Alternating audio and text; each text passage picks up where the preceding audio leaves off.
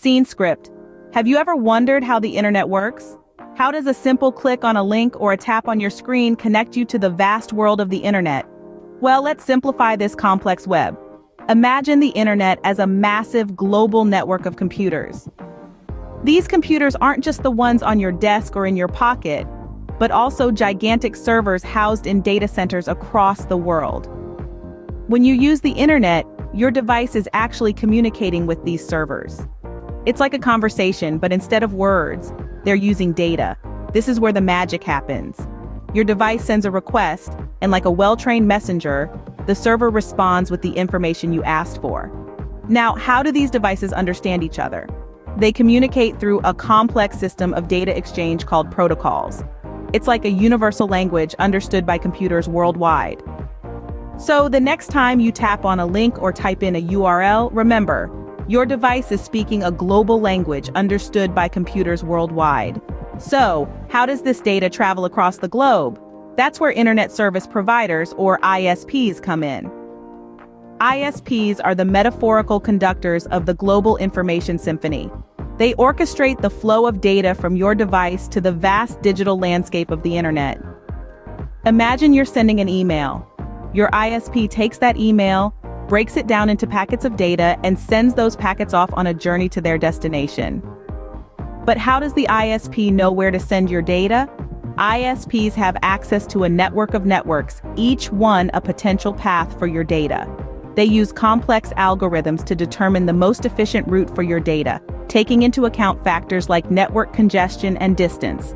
ISPs are also responsible for getting the data back to you. When you click on a website, your ISP routes the website's data back to your device, allowing you to see the content.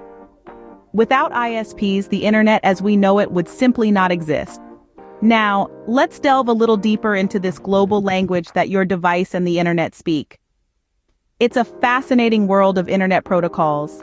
In essence, these are the rules that govern how data moves across the internet.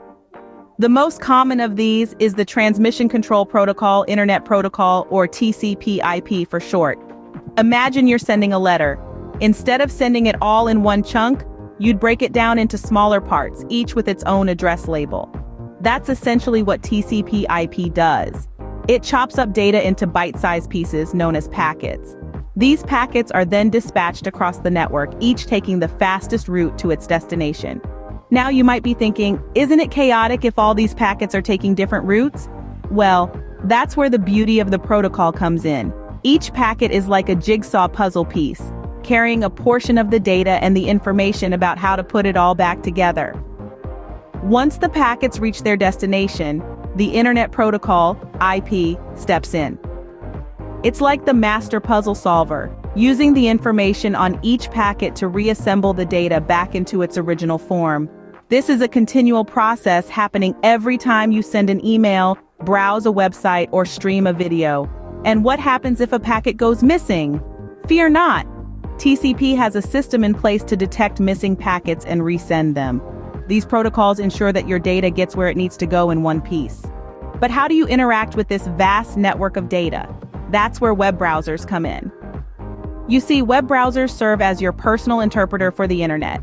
They take all the data, codes, and instructions received from the internet and translate them into the websites we see and interact with. Let's break it down a bit. When you type in a website URL, your browser sends a request to a server.